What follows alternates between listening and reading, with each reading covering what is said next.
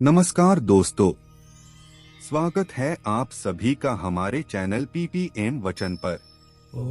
भक्तजनों, यदि आप भी चाहते हैं कि माता लक्ष्मी की कृपा आपके जीवन में हमेशा पड़ी रहे तो हमारे चैनल को अभी सब्सक्राइब करें। हम आपके लिए ऐसी ज्ञानवर्धक जानकारियां लाते ही रहते हैं। भक्तजनों, ओम नमः शिवाय, हर हर महादेव, आदि शक्ति की जय। दोस्तों, अगर आप मां दुर्गा से प्यार करते हैं तो सच्चे दिल से कमेंट बॉक्स में लिख देना जय माता दी। माता रानी आपके सभी कष्टों को समाप्त करे, आपकी झोली खुशियों से सदैव भरी रहे। दोस्तों, इस वर्ष का शारदीय नवरात्रि पर्व चल रहा है। ये पर्व मां दुर्गा की पूजा उपासना का पर्व है।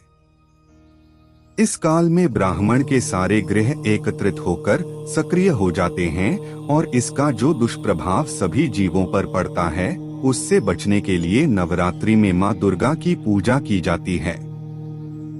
माता रानी के 9 अलग अलग स्वरूपों का पूजन किया जाता है।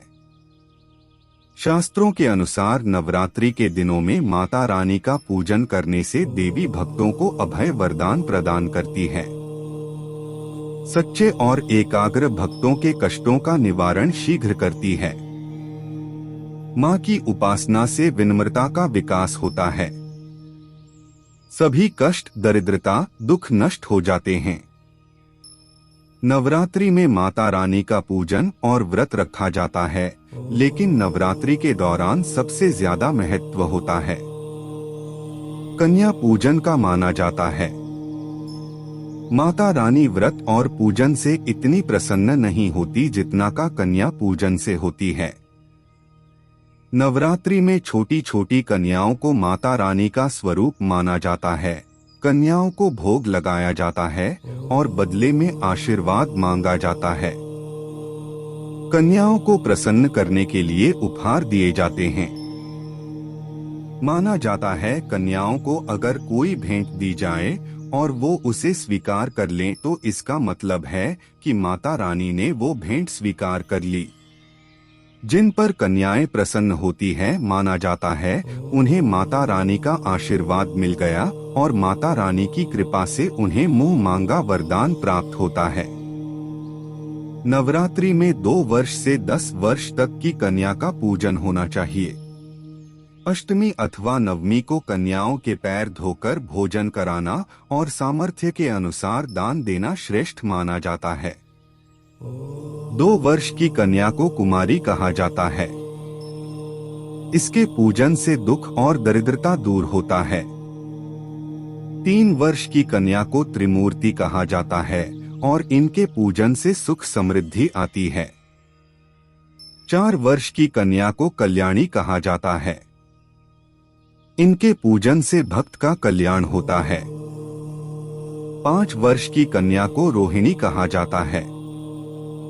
इनके पूजन से रोग से मुक्ति मिलती है। 6 वर्ष की कन्या को काली का रूप माना जाता है। इनकी पूजा से विद्या, विजय और राज्यों के प्राप्ति होती है। 7 वर्ष की कन्या को चंडिका माना जाता है। इनके पूजन से ऐश्वर्य की प्राप्ति होती है और 8 वर्ष की कन्या को शांभवी का रूप माना जाता है।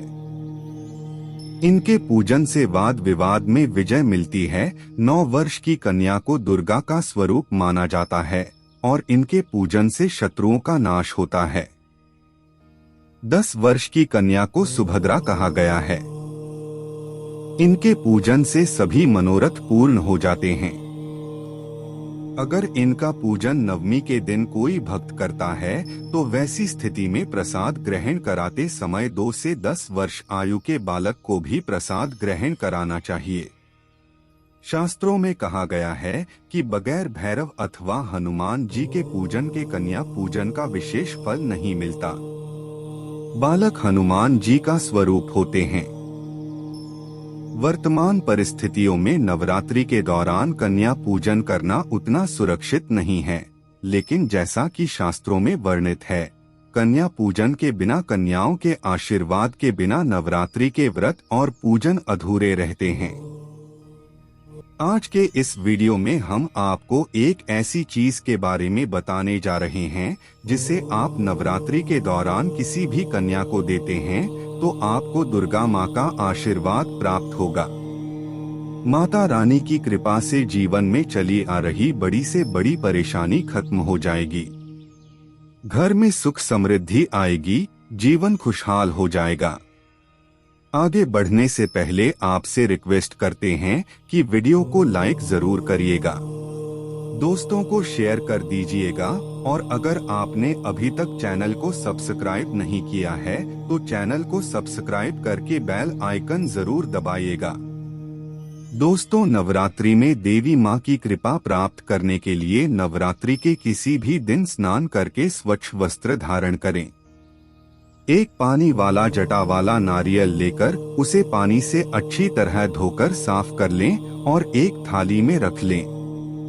माता रानी के सामने एक शुद्ध घी का दिया जलाए, सुगंधित धूप बत्ती जलाए। अगर आपने अखंड ज्योत जला रखी है तो अलग से दिया जलाने की जरूरत नहीं है।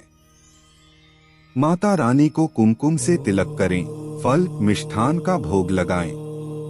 तिलक करने के बाद उसी कुमकुम से जटा वाले नारियल पर एक स्वास्तिक का चिन्ह बनाएं। इस नारियल को माता रानी के चरणों में अर्पित कर दें। फिर भगवान श्री गणेश और नव दुर्गा माँ को प्रणाम करें।